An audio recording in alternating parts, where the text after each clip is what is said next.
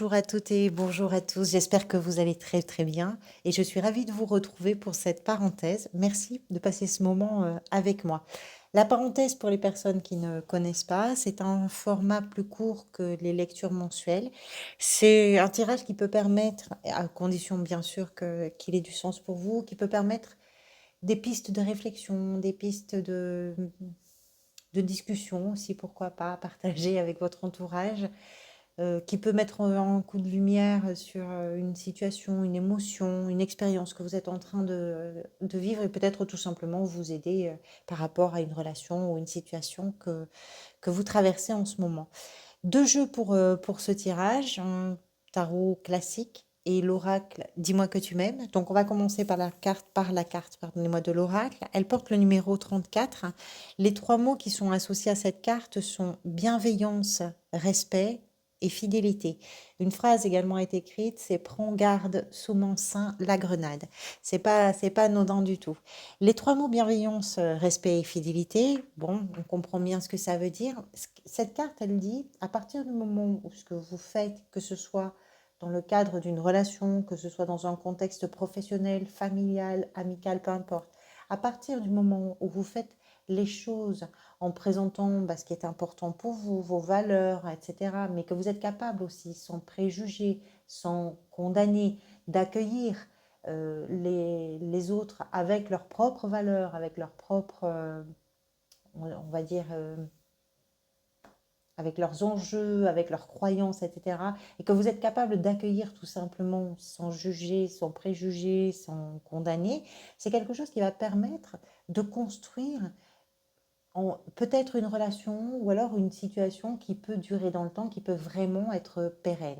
Si chacun est capable d'accueillir comme il vous est peut-être suggéré de le faire ou comme vous avez peut-être vous envie de le faire, ça peut être particulièrement bénéfique à la fois pour vous, mais aussi très inspirant pour tout un tas d'autres personnes qui, en vous voyant faire, peuvent également prendre le chemin de cette bienveillance, voilà, et de cette ouverture du cœur et de cette ouverture d'esprit. Cette carte, elle nous parle également de ce qui peut s'écrire vraiment sur votre chemin de vie, dans votre histoire, dans votre destin, par rapport à je dirais, à cette capacité de faire preuve de bonté justement et de fidélité. La fidélité, c'est aussi à soi, c'est-à-dire être fidèle à ses valeurs, voilà, c'est être fidèle à ses repères, à ce qui vous a construit ou construite quelque part, mais sans être dans le rejet des valeurs et des repères des autres. Donc vraiment quelque chose qui peut marquer fortement votre histoire ou votre cheminement. La situation, elle est représentée par ce superbe soleil. Donc c'est très difficile de définir plutôt un domaine ou un autre, parce que le soleil est vraiment une énergie chaleureuse, une énergie consciente, une énergie lumineuse, vitale également, qui nous permet de comprendre que dans la situation dont il peut être question pour vous, de ce respect, de cette bienveillance et de cette fidélité, c'est quelque chose qui est très vivant, c'est quelque chose qui est plutôt joyeux pour vous, peu importe le domaine, et c'est quelque chose qui permet effectivement de déployer tous les trésors que vous avez en vous, d'enthousiasme, de joie, d'optimisme. C'est aussi amener la lumière dans ce que vous vivez. C'est aussi amener de la conscience dans ce que vous êtes en train de réaliser, de vivre, de partager avec les autres. Alors, le soleil représente également le patriarche. Peut-être que pour certains et certaines d'entre vous, le lien au père peut avoir aussi une importance par rapport à ce que je vous dis, ou le lien avec des enfants, si vous êtes peut-être un père, ou pourquoi pas un parent d'une façon générale, mais c'est un patriarche, donc on va parler plutôt du père, donc peut-être aussi en lien avec des enfants, mais encore une fois, ça peut se retrouver vraiment dans tous les domaines. Quoi qu'il en soit, au cœur de la situation, on comprend que c'est joyeux pour vous, que c'est quelque chose qui est dynamisant, que c'est quelque chose qui donne envie d'être partagé, d'être discuté, d'être raconté, d'être voilà, dans une forme de joie et de dynamique un peu joyeuse comme ça. Votre état d'esprit, il est représenté par le pape. Euh, le pape, c'est une énergie de partage de connaissances, hein. C'est une énergie de formation que l'on reçoit ou que l'on donne. C'est une énergie également d'engagement, mais un engagement qui est sérieux, qui est vraiment fiable, et de cadre peut-être un peu dans un cadre peut-être un peu traditionnel. Ça veut dire beaucoup de choses. Si on se dit que là, dans quelque chose qui est plutôt joyeux pour vous, qui amène vraiment de la gaieté dans votre vie, qui amène, ou dans un domaine, qui amène vraiment une sorte de joie comme ça, vous avez envie de vous engager de façon très concrète et vraiment sincère. C'est un engagement sérieux. C'est un engagement qui vous tient à cœur. C'est un engagement qui ne se prend pas à la légère, mais qui, à partir du moment où il a été validé quelque part, pour vous en tout cas, c'est vraiment important. Alors ça peut être un mariage, on est en présence d'un pape qui va venir donner la bénédiction à peut-être un mariage. On est en présence d'un personnage qui représente quelque chose d'un peu sacré, quelles que soient vos croyances, quelles que soient vos religions, etc. L'engagement pour vous est peut-être très important et il représente aussi, comme je vous disais, la tradition. Donc c'est peut-être aussi par rapport à des coutumes ou des traditions familiales, locales, peu importe, que vous êtes tourné vers cet engagement. C'est également votre état d'esprit, vous engager dans quelque chose en quoi vous croyez très fort, en quoi vous croyez de façon vraiment indiscutable. Et pour vous, c'est très important. Le défi, alors là c'est très amusant parce que dans le défi vous avez un cavalier de bâton et dans ce qui vient vous aider vous avez un cavalier, on ne va pas rendre les deux en même temps, un cavalier de denier parce que c'est vraiment, on a quelque chose de très joli là. On a d'un côté avec le cavalier de bâton dans le défi beaucoup d'impulsivité, beaucoup de prise de décision un peu trop rapide peut-être, et dans ce qui vient vous aider on a le calme, la sérénité et la tranquillité de ce cavalier de denier qui lui au contraire prend le temps de faire les choses. C'est un très joli équilibre finalement, ce qui peut être difficile effectivement pour vous, enfin difficile.